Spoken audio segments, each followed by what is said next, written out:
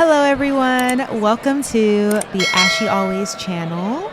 We are here with Sam, and we are recording live from the Adobe podcast stage at FinCon. We're first timers, and we're in Portland, Oregon. And we are just so excited to talk about a very fun topic, short-term rentals.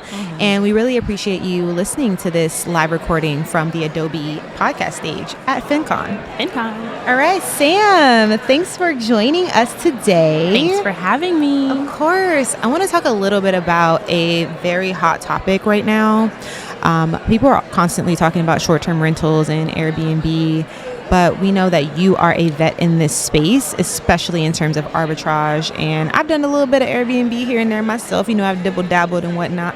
But I want to talk about a few things. So first, can you tell us a little bit about yourself and how you got started in Airbnb arbitrage? Yeah, absolutely. Thanks again for having me. And wow, considering myself a vet is like a vet. That sounds so official and legit. Wow. And legit, yes. Yeah. So my name is Samane Carter, or Sam, as Ashley said. And as I was an assistant airport manager one year, I was trying to figure out how to get into real estate and make more money. And I didn't know how at the time without a significant amount of money down. Yeah, right. And so, eventually I got started in the vending machine space, as you know. And eventually I learned, after doing some research, about this concept called rental arbitrage, which in the aviation space, we know it as master leasing. It's been around for years. It's been around forever, right? Master leasing property, right? And so, I got familiar, did some research with rental arbitrage for 6 months. And once I built confidence, I dove in and I was able to really dive in. Still didn't have as much money to put down. Okay. I was making $19 an hour as an assistant airport manager not bad, at the time. Not bad. But I got the money to really dive in from a private money lender that believed in me, and they gave me $8,000 to jump in. They believed in me, and they were hearing me do the research and do go to the books and do my due diligence, right? And I told them about this exciting opportunity where this private landlord told me yes, and this great property, and I did the comps and told them how much it would potentially make. And anyway, they believed in me and gave me $8,000. And so that's how I got started. And now I am at 30 rentals. Oh, wow. All rental arbitrage. And yeah. That is phenomenal. So how many bedrooms and bathrooms was the first one where you got that $8,000 loan? Yeah, good question. So that was actually only one bedroom. And I know that sounds like crazy for a lot of people, right?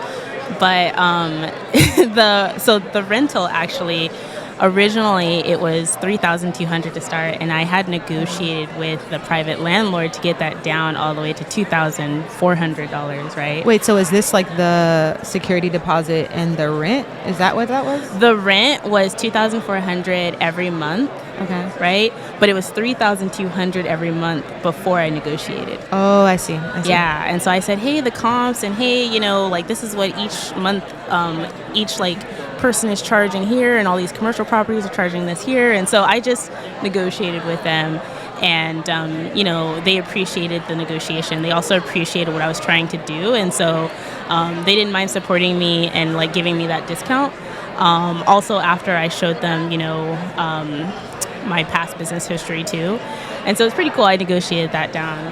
And yes, it was a 1-bedroom property. The $8,000 loan covered, yes, the deposit, the rental, the first month's rent, and then also it covered furnishing. And I know some people listening might say, wow, that's actually pretty good. But I was actually a big budgeter. I went to liquidation places, liquidation warehouses. To get furniture? To get furniture. Oh. And it was brand new furniture for very, budget-friendly prices. Interesting. And so, and I was able to start that. And the first month made $4,500. Oh, wow. But I was one bedroom? so nervous. Yeah. Oh my gosh. But it was Where in San Diego. Okay, Yeah. that makes sense. Yeah, it was in San Diego. Oh, context. Maybe that makes more sense now. Of course, it was in California. Yeah, in California. Okay, that makes a lot of sense. Yeah. It's interesting. So my first Airbnb was actually in an apartment that I was renting. So I was in law school. It was a 2-bed, 2-bath that I was renting, but of course I was only living in one room. Yeah. And as a broke law school student, I needed some more money. And I had heard of As this you do. whole Airbnb thing, and I was like, I could do that. Of course, as any diligent law student would do, I read my lease, and I was like, oh my gosh, is this subleasing? Oh no, like, is this going to violate my lease? And then I was like, what's the odds of me getting caught? I don't know. You know what I'm saying? Like, so I took that risk, and that was my very first listing. It was a room rental and bathroom on Airbnb. That was like 2016. So very interesting. So I didn't need a loan because I was already leasing the place. Yeah. It was already furnished. Yeah. But I can see how private money would be really helpful in that space, because same with a down payment for a home. Like, people sometimes don't have the big lump sum of cash to get started, or they just don't want to use their cash to get started. And so the idea of like using private money to actually borrow the funds to furnish or rent, or even just pay for the deposit on Arbitrage, is really exciting. Can you tell us a little bit about the difference between Arbitrage as a short-term rental and actually like purchasing the property and listing it as a short-term rental? Pros and cons. Yeah, so I'll try to do my best with, there's debates, and, really it's subjective about what's important to you and what's important to your goals, right? But for me at the time, and even now, rental arbitrage to me is no different, or master leasing, right, is no different than, you're in a shopping center, right? And Target is renting that space from the shopping center, right? Oh. You know what I mean? And so in the commercial space, you see master leasing or rental arbitrage more, right? And we're just using the same application, business strategy in, residential real estate, right? For business purpose, right? And so to me, the pro there is, it's a, cash flow active business, and I'm able to stop it and pivot at any point and transfer the lease, or end the lease, break the lease. And, I minimize my losses there. Obviously, if I own the asset, it might take time to liquidate it. And so that is a con. However, some might argue, and I understand this point too, you own the asset and you're building equity, right? And so that's a big pro as well, right? I think another, and this is more focused on the fact that it's short-term rental versus like long-term rental, is the cash flow should be significantly more than a long-term rental, right? Like long-term rental, you're getting, anywhere from $200 to maybe $600 per month. And a short-term rental, you should be getting at least over $1,500 in my opinion per month, right? So very interesting. Yeah. I think another thing I loved about the arbitrage play is that I didn't have to make any repairs. So when I was leasing out or putting that one bedroom on Airbnb, if something broke or if something needed to be fixed, I could just put in a work order to my landlord. But when I was operating an Airbnb that I owned, I owned the property and I'm responsible for everything.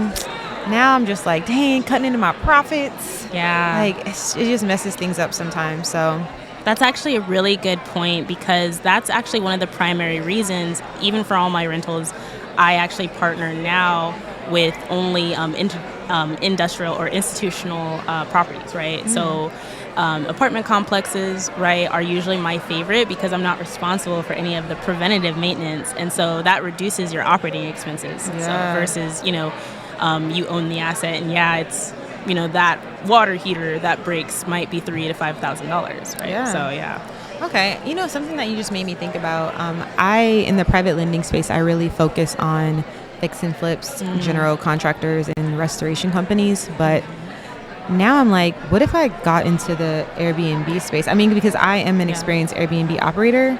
So if I expanded my private lending business to be in the short-term rental space, what are some things you think I should look for specific to the short-term rental space? So if I'm thinking about doing a loan, for instance, to someone who wants to do rental arbitrage and they want to list it on Airbnb or Vrbo or whatever, what are some particular things to that industry that I should look out for as a private money lender? Wow, that's a really good question.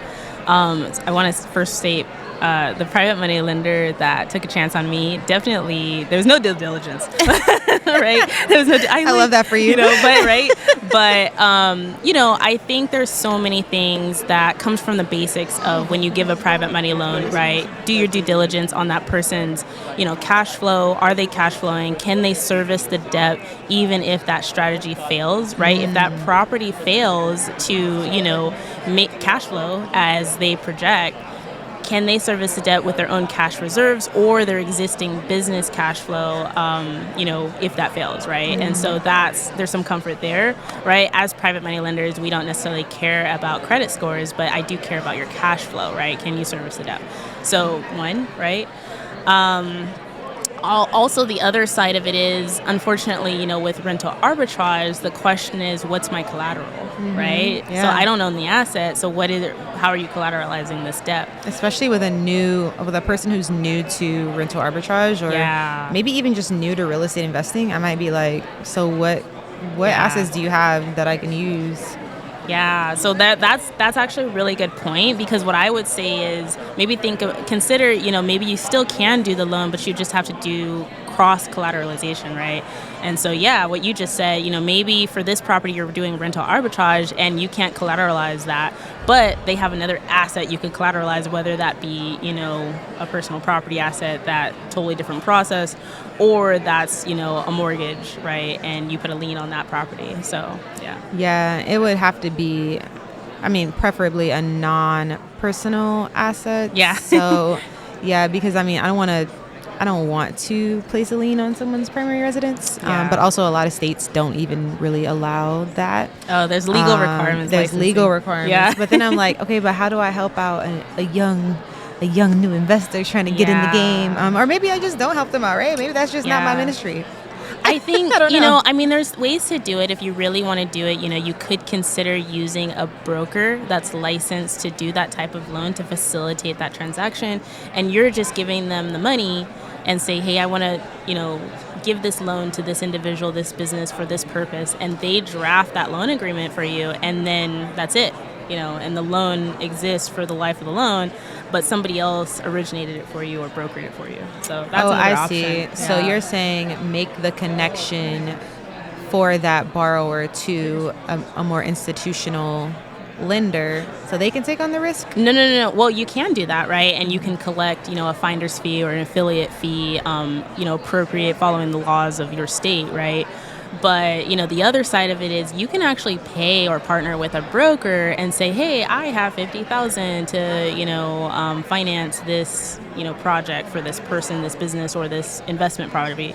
But I need someone to broker the transaction. You can have somebody do that, and then you pay them, a fee. Maybe that comes out of the loan that you give to that individual, and then they facilitate that whole transaction for you, and you can still do that loan now. Okay, I see. And because another side of that's exciting to me is, and it might be exciting for you too, is when you do that and you have a licensed broker facilitate that transaction, they can now charge a higher interest rate. Okay. Yeah. I see. Interesting. That's past usury laws if you're not licensed. Sorry. I wonder. It's not really my issue. I was just gonna say I wonder what kind of collateral the broker's using. But anyway, that's on them. That ain't got nothing to do with me. Yeah. But that's interesting. I actually haven't thought about being in that space. But now I'm thinking about it. Yeah. So I'm interested in that. And then you said you have 30. Mm-hmm. Whew, and these are all arbitrage. They're all arbitrage, and it's not necessarily all me. I would love to say that it's all me and I own all of them, but no, a lot of them are through partners, and maybe some of them I'm getting 50% of it. Maybe sometimes I'm getting 80% of it, right? And they invested 20. And then some of them I might have only invested 20 myself, right? So all of that affects how much of the cash flow I'm getting back, and all of it contributed to the total 30. And really how I started to grow more is when I ran out of money, and I kept getting more private money loans for the purpose, right?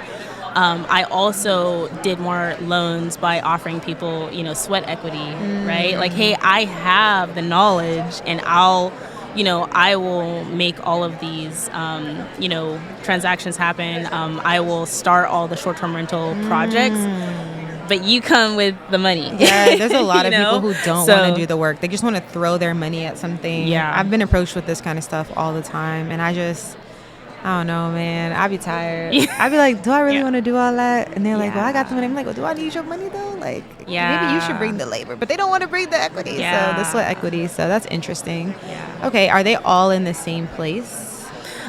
So they're split, they're all across California, and I've been considering going to other states. But honestly, the next transition, I've talked to you, Ashley, about it, is I actually do want to transfer from rental arbitrage to actually owning the asset. And so in the next year, what you'll see from me, is I'll be buying multifamily properties. And my goal is to transfer out of the rental arbitrage space and reduce the amount of units I have and buy fourplexes and start from there into mini apartment complexes. So. And is this going to be in California as well? I've been thinking about that, the fear of long distance investing, but I think my plan is to try to, diversify into going out of state so that my money goes farther, and I can move faster towards my retirement goal of retiring at 35. Okay. Yeah. So. Would you do a short-term rental in another country? I would. It's just obviously there's some due diligence there and, some education and research. But I definitely would consider it. Yeah. Okay. Yeah. So I'm going to Dubai in November, and the numbers were looking really good. So that might be an opportunity for a partnership. Ooh, and then, of course, talk. Ghana. So the one that we got in Ghana is definitely going to be a short-term rental. And, the interesting thing about buying out of the country is you're not really using debt. So a lot of them kind of force you to pay with cash. Yeah. But the cool thing is they give you these payment plans and they don't have interest. So for instance, like with the property in Ghana, like I'm doing a self-financing plan, but there's no interest on that financing. So by the time the Airbnb is ready, there's not going to be any debt on it. It's just going to be upside. So I think that's the cool thing about out of the country. And then the numbers are different, right? Like buying a $90,000 condo in Ghana, you're never going to see a $90,000 condo in California, that's for sure. But yeah, thank you for your knowledge and your wisdom and for giving us these gems. So, short-term rentals, private money lending, they apparently intersect and they can continue to intersect. And if you want to learn more about this, check out the description. Thank you. Yes. Thank you.